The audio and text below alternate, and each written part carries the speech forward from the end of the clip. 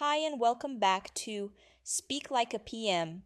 Here we talk about management, boost our English skills, and gain self confidence. Today we're starting from the beginning. What does project management really mean? I've invited a practicing project manager to the studio. Hi there. Hi, I'm Kevin. Glad to be here. Even seasoned professionals sometimes forget the basics, so it's good to revisit them. Oh, I remember when I started out, I thought a project was just a long to do list. I quickly learned that it's a lot more. How do you explain what a project is? A project is a temporary endeavor created to deliver a unique product, service, or result. It has a clear start and finish, a defined goal, and limited resources. Building a bridge, developing a mobile app, organizing a charity gala. They're all projects. Once the project is done, the deliverables remain, but the project itself is over. That makes sense. It feels like a journey. You pack your backpack, reach the peak, take a photo, and head home. What kinds of projects do we see out there? Projects vary widely by sector, IT, construction, marketing, education. By client, internal projects for your own company versus external projects for a paying client. By scale, from a simple website refresh to a national digital transformation. Some are research projects where the result is unknown, like developing a new drug. Others are well-trodden, like renovating an office. Ha! Once I worked at a startup, and our first project was make something like Uber but cooler. No requirements, no deadline. We didn't even know we needed a project charter. We were excited but clueless. Oh, I've seen that too. Projects move through a few stages. First comes initiation, where we define the goal and identify our stakeholders. Then comes planning. We break work into tasks, estimate resources and risks. Planning can feel tedious, but when you invest time here, you avoid chaos later. I agree. I once skipped the planning stage for an internal training project because it's just a workshop. On the day, I realized I hadn't booked a room large enough. People were standing in the hallway. Ever since, I create a checklist even for the simplest tasks. After planning comes execution, the visible part where you write code, design, build. In parallel, there's monitoring and control. You compare your timeline to reality, handle changes, manage the budget. And finally, there's closure, handing over the results, archiving documents, collecting lessons learned. I like how these stages translate into everyday communication. In kickoff meetings, you need vocabulary to present the idea. In planning meetings, you negotiate. In closure, you summarize. That's why we teach phrases like, could you clarify the scope? Or, let's follow up on this next week. Using the right phrases helps keep everyone on the same page. A simple question like, what are our action items after this call, can save hours later. Do you have a favorite anecdote about a project gone right because you followed the framework? Sure, we implemented a new inventory system for a chain of stores.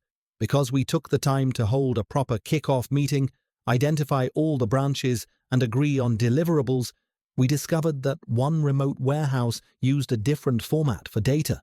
We adjusted early and avoided a crisis. If we had skipped that step, the warehouse would have been cut off when the old system was switched off.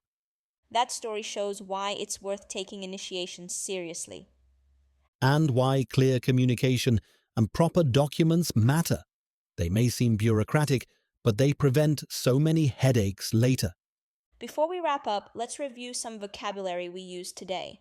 Here are 10 phrases every manager should know and the examples of its use. 1. Project charter, a document that defines a project's objectives, stakeholders, and authority.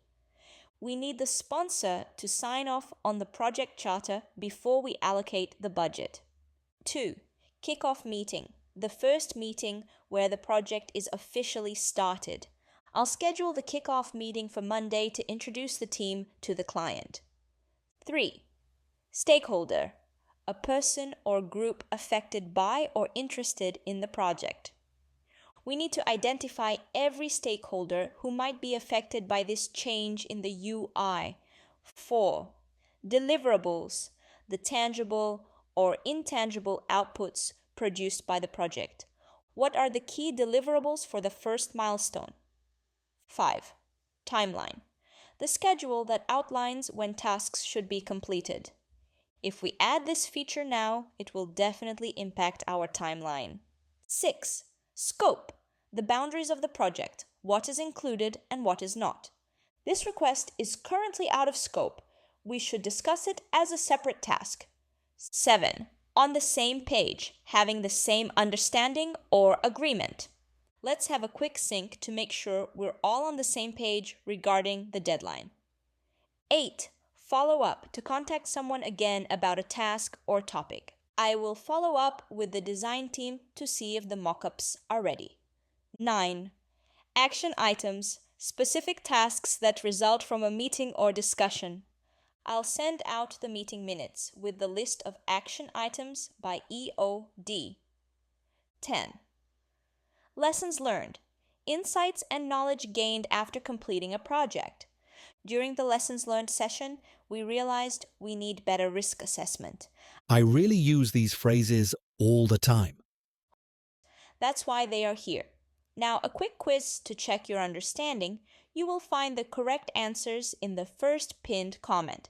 Which term refers to the schedule of a project? A. Scope. B. Timeline. C. Lessons learned.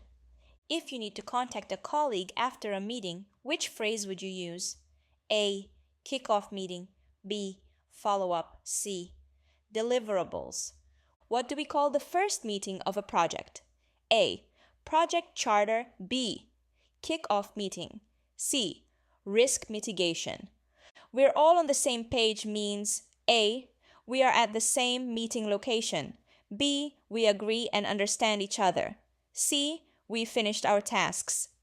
Which document defines the project's objectives and authority? A. Timeline. B. Project charter. C. Lessons learned. Feel free to check your answers at the end of the episode notes. Thanks for the recap. These phrases are the building blocks of professional communication. I had a great time. Thanks for the invitation. Bye. Thanks for coming. Practice these expressions, add new phrases to the Quizlet. I'll leave a selection of words and a handy Google spreadsheet in the description. See you next time. Bye.